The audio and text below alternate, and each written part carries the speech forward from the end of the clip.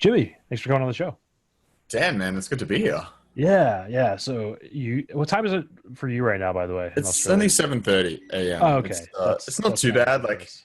it's my normal wake up time because the only overlap with Eastern in Australia is about this time slot. So it's Yeah. pretty much every day I'm on a call. The little sliver of East Coast hours. Uh, While we're all like dead and irritable, you're all chipper. right? Australian. Yeah. Yep. And it's worse when daylight savings kicks in. It's bad normally. Daylight savings kicks in, it just becomes even worse. Yeah, for sure. So you're in the automation business, so to speak. Maybe that's an oversimplification.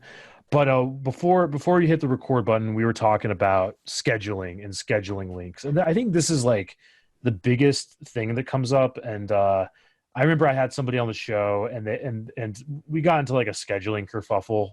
Maybe it was Hmm. partially our fault, and they said just send me a scheduling link, and I'll pick a time. I don't. And then they said I don't want anybody to waste my time but me, which is like a really nice soundbite. But then I started Oof. thinking, and I was sort of like, that's not true exactly. I think that if you were on like the Joe Rogan podcast, you'd probably like be willing to have your time wasted. So, Uh-huh.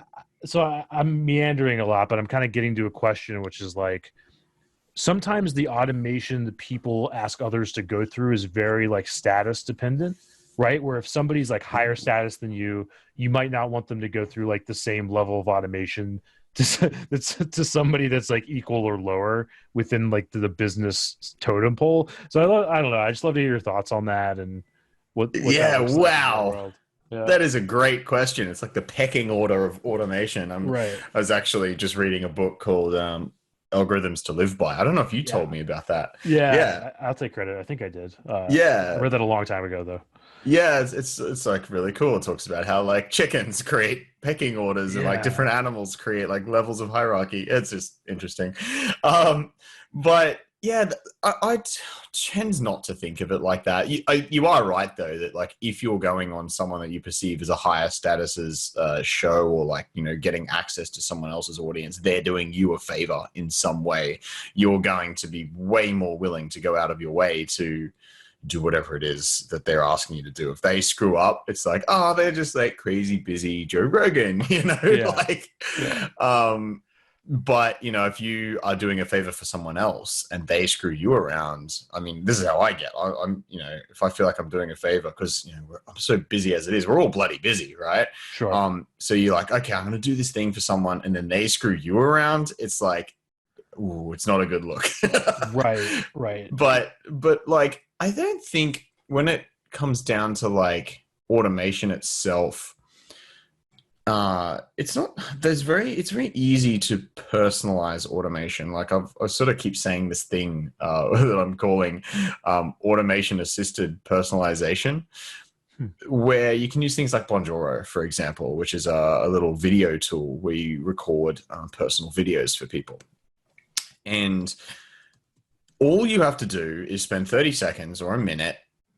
You open up your phone, there's a little notification that says, someone signed up for a paid plan for Content Snare, for example. That's I might do one for, although it's been a bit difficult lately. But you click the notification, you talk into the camera, you say, "Hey, Bob," because their name and their website and everything's there. You have a look at their website, call out some personal details. You might know who the company is, right? So you can personalize it in 30 seconds and then hit send. Everything around that is automated. Yeah. So the notification came in because I had a Zap set up that said, okay, did this person sign up for this level plan? I could say, is it an annual plan? Like do a lead enrichment service and find how many staff they have. And based on that, if they have 30 staff, then put the notification on my phone. Only so it's kind of filtered out to the right people. Then I'm spending 30 seconds of my time. And then the email, obviously, the video gets uploaded, the email goes out. If they don't read it, if they don't open it, the follow-up goes out. That's all automated, but it's still heavily personalized. So I think there's like a medium here where you Yeah. can achieve a level of personalization and using automation to just help you out with that. Yeah, I think that's really cool. And sometimes like, I guess like one issue is kind of like people's weapons of choice, right? Because And by that, I mean, to me, recording video is awesome. It's so much easier. I get so sick of writing emails all day. Like the idea of popping on a video and talking about something is actually, it can be kind of fun, or at least it's less draining than having to write an email. But I know, some people that either they're introverted, or the idea of like performing in front of a camera makes their skin crawl, or whatever, that would run away from that. So I think that if it's you like doing the automation for yourself, it's one thing, but then I think what becomes hard is like putting somebody else through a certain process. So I guess what I'm getting at is like, what have you found to work for, your clients? And like when it comes time to ask somebody else to jump into your system, how do you cater to that? Like what's your mental framework for kind of thinking about that? Well, okay, so systems are a whole other thing. Yeah. So, I mean, one example is a podcast, right? If people will say, oh, can we just lock out 6 p.m. on Tuesday for a podcast? I'm like, well, no, I'd really prefer it if you go through my booking link, because there's a whole lot of automation around that it's better for you, because otherwise I'm just going to send you this like list of like stuff you have to fill out. And then we're going to have to go backwards and forwards. I'm going to have to chase you up if you forget. Whereas like if you go through my booking link, it enforces you to put those like a bunch of things in that we are going to need to follow on the show. It gets us both ready. You can book it in and forget about it, right? You do the guest info form. It's all done right there. And likewise, if I'm going on someone else's show, I totally expect that as well. If I don't see that on their booking, I get a little bit like, what's going on here? This process doesn't look very good. Yeah, that's probably us, but it is what it is. No, I'm pretty sure it was fine. We were okay. I give ourselves a B- on most days, but yeah, I mean, we also keep it pretty casual and the point I'm getting to, because this applies to agencies, is like forcing your clients through a process. Yeah. That is how you're able to do what you do, right? Because you've got your processes, you've got these systems. The only way you can deliver whatever you're doing at that quality, at that price point is your processes. And obviously not all clients are going to understand that. So that a lot of this comes down to managing expectations, right? Right. Yeah, and you go. Yeah, no, sorry. I was just going to say, and to bring that to what you're doing at Content Snare. So that seems like a pretty clean system whereby people aren't having to sign up for too much stuff in order to exchange files and content and that sort of thing. So I'd love to hear kind of your description of how it works and how you came about building it. Yeah, so I guess the precursor to all of this is like, if you are going, you just jogged my mind on this, because I was literally thinking about this in the shower before I jumped on, because of a video that I want to create on Monday about this, around like getting feedback from people. And I was like, if you're going to put, I can't believe the timing of this, but I was just thinking like a quote that I'm going to say in the video, just something along the lines of, if you're going to ask people to do something, it better be bloody easy for them. Yeah. Like whatever you're going to ask people to do has got to be dead simple, because otherwise they won't do it, or they'll just get shitty about doing it. I'm sorry, I don't know your swearing policy on this podcast. Yeah, good.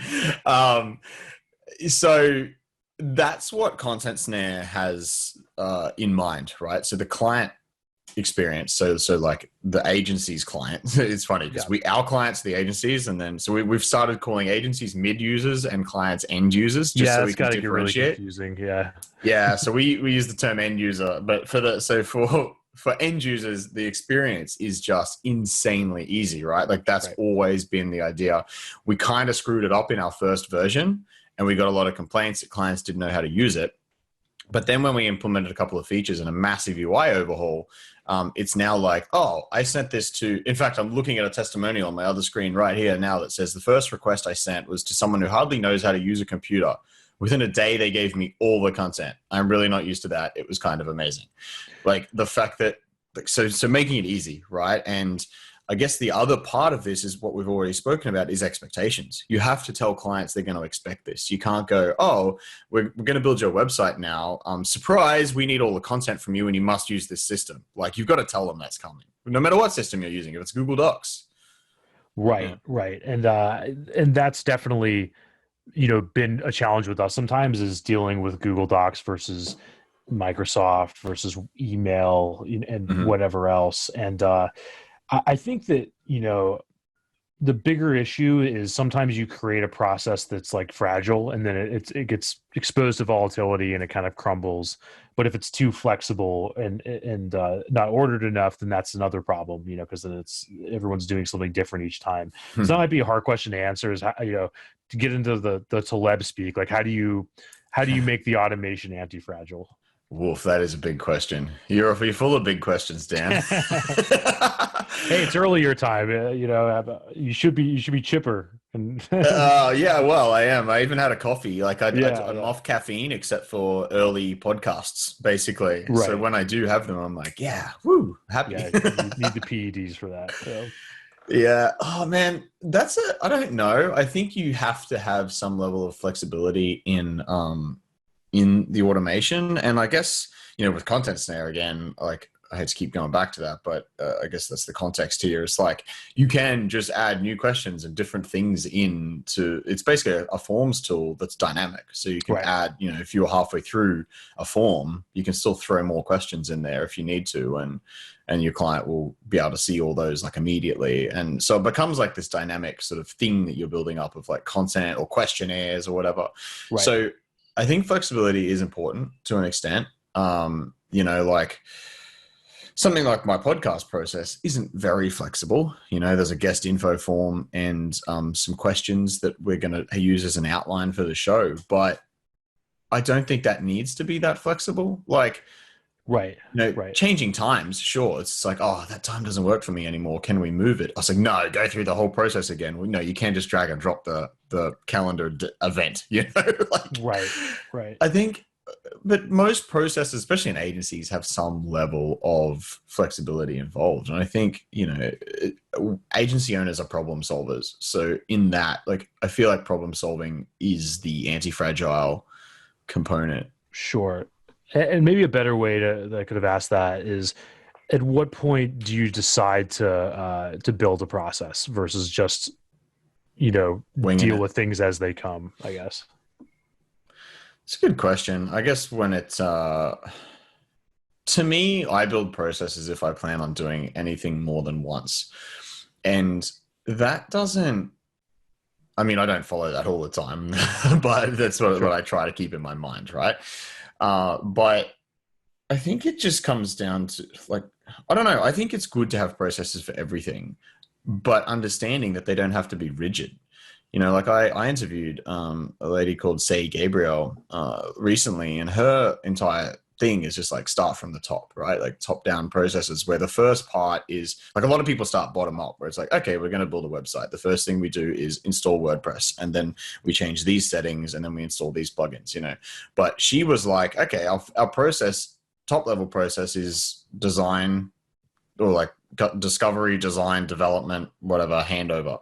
That's where you start from, right? And then you Sure. can have sort of general flows of how your business operates, and within that there is quite a bit of flexibility, and I think that's okay. Like as long as people understand that's still a process, even though it's like 6 steps or something, and then you can break those down into steps that aren't like, if client says this, do this, like Yeah. there's going to be level of autonomy. And, as long as your staff, you give your staff agency to do certain things, like they can be flexible and think for themselves. I think there's naturally anti-fragile.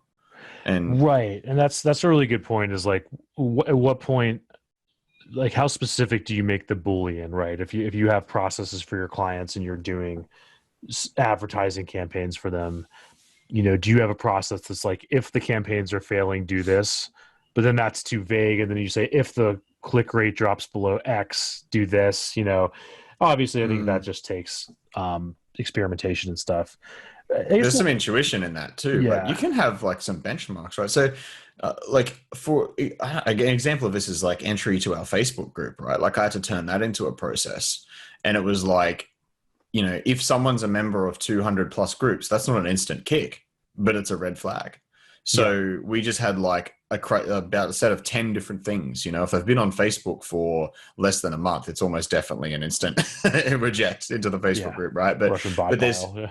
yeah, and but So, there's just like a series of maybe 8 to 10 red flags, and if they have just use your intuition. If there's too many, then don't let them in. So that's kind of yeah. how our process. That's an example, I guess. Right. Where So the process itself is enough to, at least, like it's good to have some process, even if it's super flexible, as opposed to having nothing. yeah, and like so with Situation. ads, you can say like this is our target sort of click rate, and for this client, it might be you might have a higher CPA. And different sort of benchmarks, and based on this, you say like, oh, if it's looking bad, it doesn't have to be if it hits this like cent. If it goes above this dollar and cent amount, then we need to change something. It's just like Right. get a feel for it. You should be hiring people that are capable of working that stuff out too.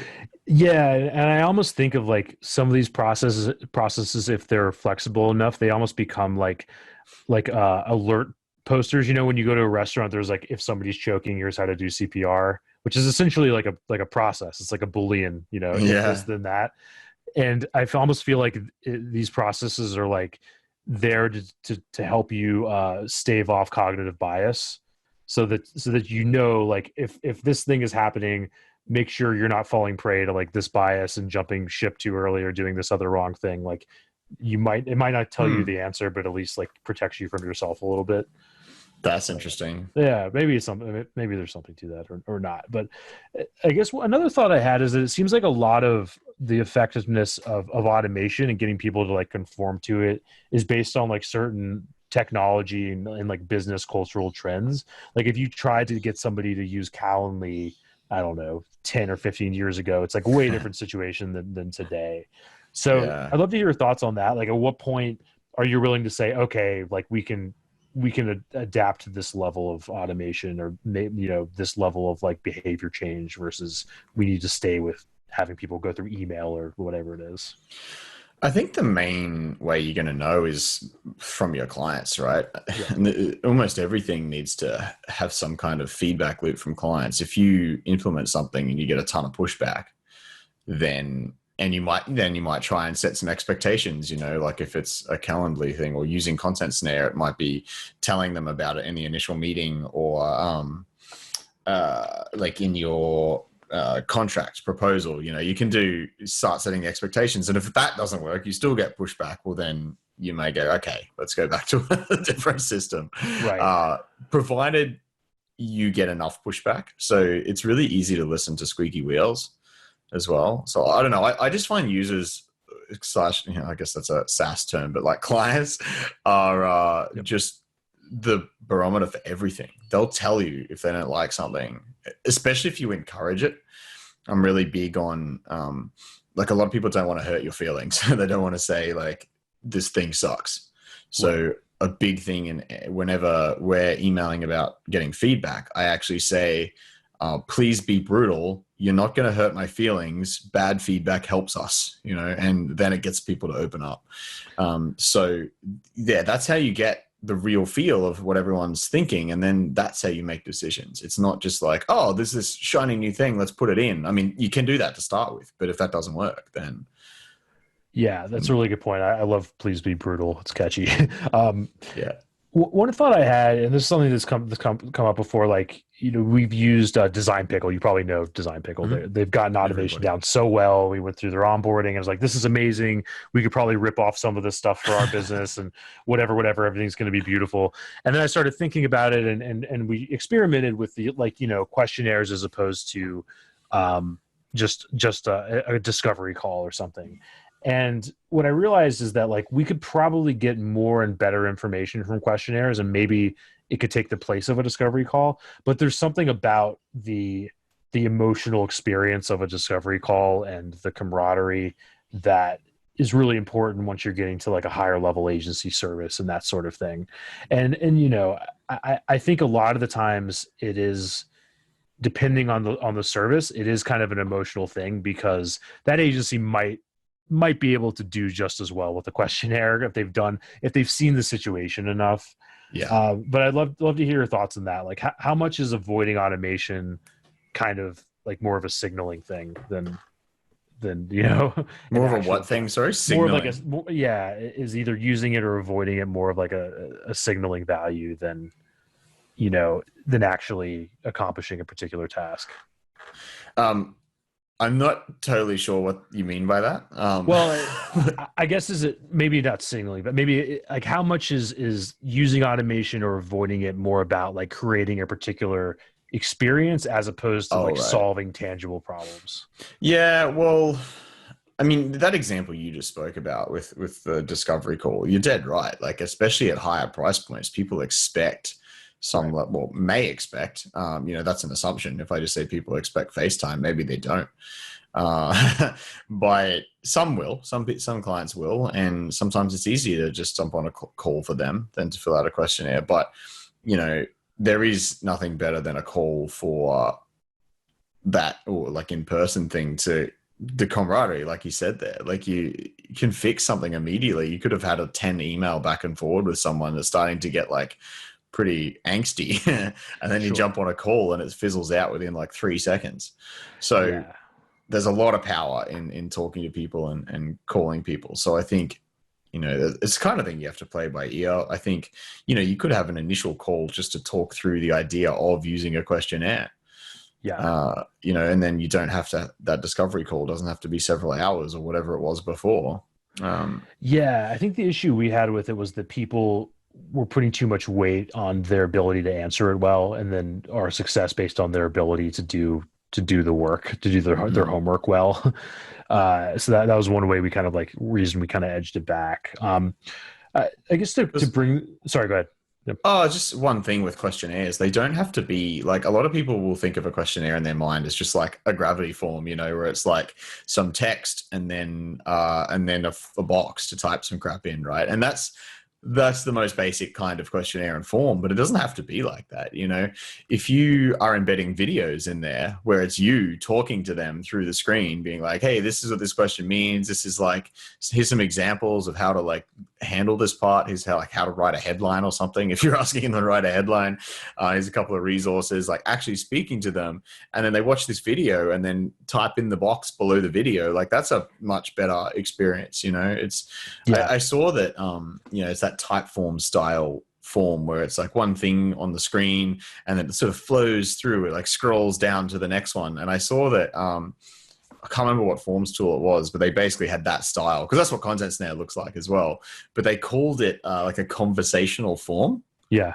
And I really liked that, because it was, Hmm. you have like the question that's like you asking something and then them answering it. But you can take that to the next level and having like videos and screenshots and stuff in there to actually help them answer whatever that question is below. Yeah. We've had this with insurance brokers too, like my insurance broker is confined to these awful PDFs that come from the upstream insurer.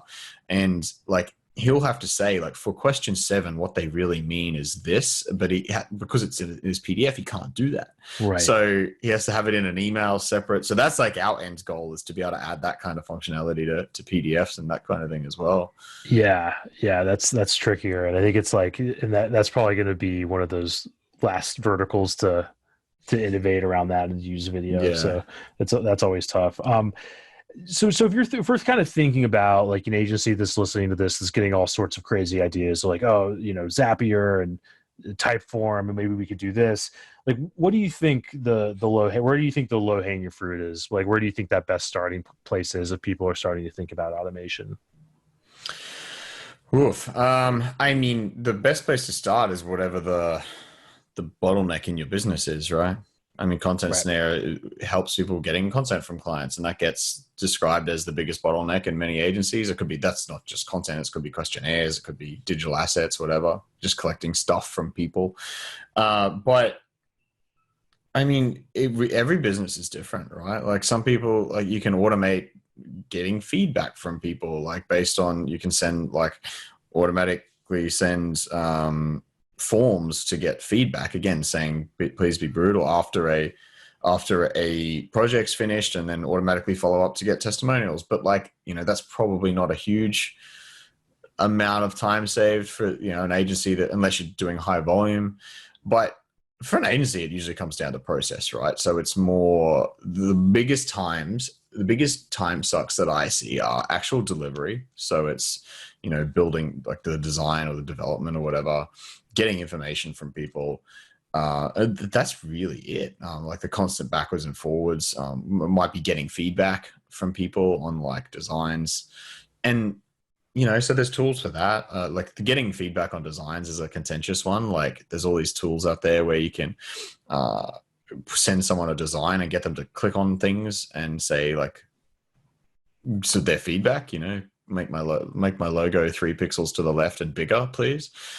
But like that, the other school of thought is like, is that encouraging design nitpicking?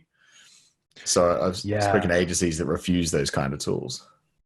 Right. It's always like a really fine line to find, and like not just design, but like any creative endeavor. Like even when we're doing copy with clients, there's certain types of feedback that are really useful, and then there's others that just we know are going to hurt the campaign. So we're always trying to find new ways to communicate and let them know like what's good and what's not. And it's not always easy, Yeah, and well, it helps to explain why decisions were made too. So, right. I read an article yesterday about how to present a logo to a client, right? Not that I do that anymore. I just like I have to find content for agencies because they're our audience. So, and I was like, this is a really good article. It's talking about like telling the story behind why it's there and, explaining why certain decisions were made. And I have a friend that does high-end logo design, and this is the exact stuff that he does. And I was like, it's not, here's the logo. What do you think? It's, here's why all these decisions were made. Here's why the text in the ad is like this. Here's why there's an emoji in it. Like, right. Yeah, that makes sense. I guess like one thing that I've sort of realized with automation is that you have to sort of like steel yourself to screw ups. Like there's going to be, it's good. The machine's going to screw up at some point, and you have to kind of like live with that and realize that it's still a net positive based on all the time saving, even if it messes up in like this particular case. Mm-hmm. So I love to hear whether you do agree or disagree with that, and kind of like, 100%. I'm doing a Zapier integration for a client right now. It's between a product called SimPro and HubSpot, which everyone knows, but there's been so many issues just with like, one of the tools is failing to send webhooks sometimes, or like if they don't do one certain thing, if they don't follow the process on their end and create like the contact in the right way, then it will fail. But that was like an agreement in the start. It's like, this is going to screw up unless you do it this way. And then the team need to be trained to do it that way. Right? It's just how it is. Right. And you can't fix everything like that. I have some ideas and what I want to see in an automation tool that would fix a lot of this. But one day maybe. Yeah. And I guess there's a certain point at which you might be outgrowing Zapier and you have to hire a developer or something. Yeah. Once you get far enough into it. Cool. So I guess, as we're getting towards the end of the time, one thing that I often ask is, what are you seeing out there, either in like the world of automation or marketing or the agency world or the world at large, that you think, agency owners should be paying more attention to? Ooh. I think actually setting up automation and process for clients.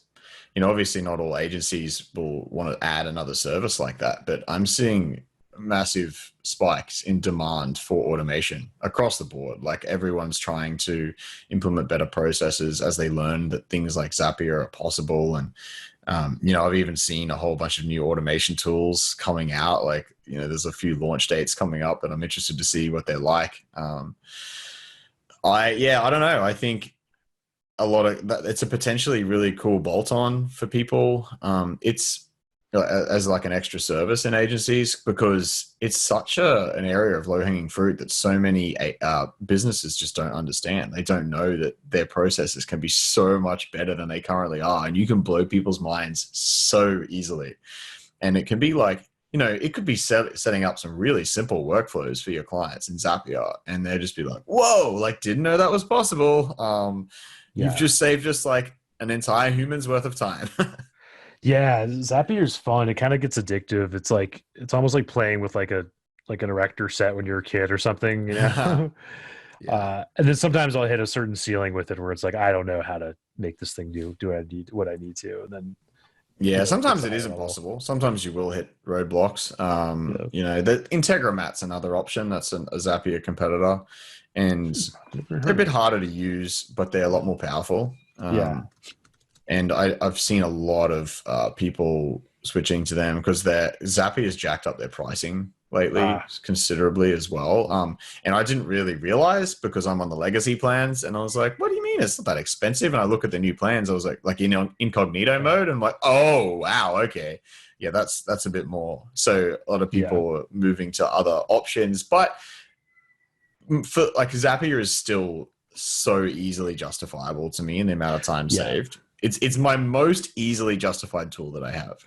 Yeah, and it seems like they were super underpriced for so long. They're like, I get way madder at other services that have gotten too expensive than somebody like them. But I don't know. I also don't remember what they're charging, so maybe it's crazy. Yeah. Nah, it's not too bad. It really isn't. Yeah.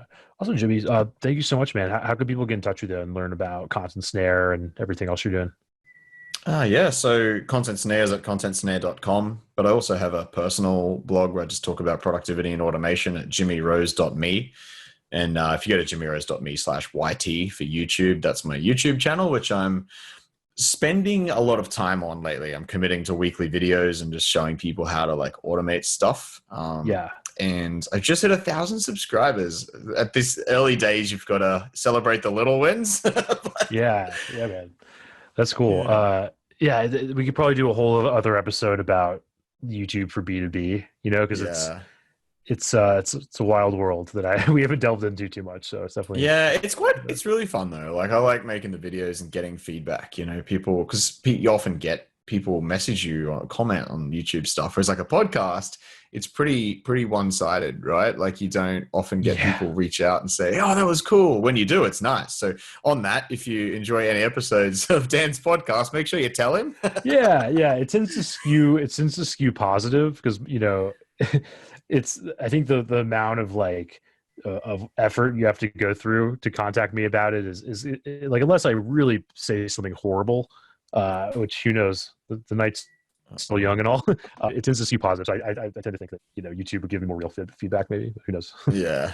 Oh yeah. YouTube can be brutal. Yeah.